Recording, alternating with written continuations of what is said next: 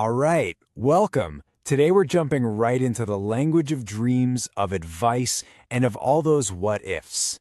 It's how we talk about all those other lives we could be living. So let's get right into it. Okay, so if I had $1 million, I would travel the world. Sound familiar? I bet it does. Or, maybe you thought, man, if I just had more time, I'd totally learn guitar. We all do this, right? We have these parallel lives we imagine. But the real question is, how do you actually talk about them correctly in English? Well, the answer is this awesome little piece of grammar called the second conditional. Now, you've probably heard of other conditionals, right? The ones for real stuff, like if it rains, I'll take an umbrella. But this one's special. It's our go-to for all those hypothetical situations. The things that are imaginary or totally unreal or just probably not going to happen right now. And here is the magic formula to unlock all of it. And honestly, it's super simple. The if part of the sentence, that gets the past simple tense. And the result part, that gets would plus a verb. That's it. If plus past, would plus verb. That's your secret code. All right, so think of this formula as your brand new imagination toolkit. Let's open it up and see what we can build. Okay, tool number 1 is the big one. Just imagining a different reality. So when you say, if I knew the answer, I would tell you, what are you really saying? You're saying, I don't know the answer. See? It's such a clever way to talk about a present situation that isn't true. Okay, now this is where it gets really fun. We can take that and just push it way out into the totally impossible. Like if I were a bird. I mean, I'm not a bird. I'm never going to be a bird. This is for pure fantasy. Oh, and did you catch that special little word, were?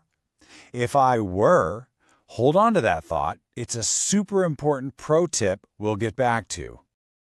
So, using that same if I were structure, we can go from impossible fantasy to something incredibly practical. Seriously, this might be one of the most useful tools you have. If I were you, it is the classic way to give advice without being pushy. You're basically just saying, hey, let me imagine I'm in your situation for a second. Okay, so we've got imaginary, we've got impossible. What about stuff that's just really, really unlikely? That's tool number 4. Think about this. If it snowed in July, we would build a snowman. I mean, could it happen? Technically, maybe. Is it likely? No way. This is your tool for talking about those wild, 1 in a million chances. And this brings us right back to where we started. The second conditional is, at its heart, the language of dreams and wishes. If I had a lot of money. It lets you just paint this perfect picture of the life you want. It's all about exploring those big dreams. All right, our last tool is a bit more subtle, but so useful. Instead of giving direct advice, you can use this to make a really polite suggestion. Saying something like, it would be nice if he helped more at home. It's just a softer, more gentle way to say what you wish would happen. Kind of clever, right? Okay, so now you have the toolkit. You know what it does. Now let's figure out how to use it like a pro. We're going to cover some tips and tricks and the big mistakes to avoid so you sound totally natural. Okay, remember that pro tip I mentioned? If I were a bird? Here's the deal. For these conditional sentences, the super correct formal way is to use were for everyone. If I were, if she were, if he were. Now, you're definitely going to hear people say if I was in casual conversation. That's fine. But if I were is always correct. And honestly, it just sounds a little sharper. So, we know how to make statements, but what if you want to ask someone else about their dreams? How do you flip this whole thing into a question? It's actually really easy. You just take that would part and move it to the front. So instead of you would travel, it becomes would you travel? Would you travel to space if you had the chance? Easy peasy. And what about negatives? Just as simple. the past tense part gets a didn't, and would becomes wouldn't. So, if I didn't like my job, I wouldn't stay there. Makes perfect sense, right? If the if part isn't true, the would part doesn't happen. Okay, listen up, because this right here is the number one mistake everyone makes. I cannot stress this enough.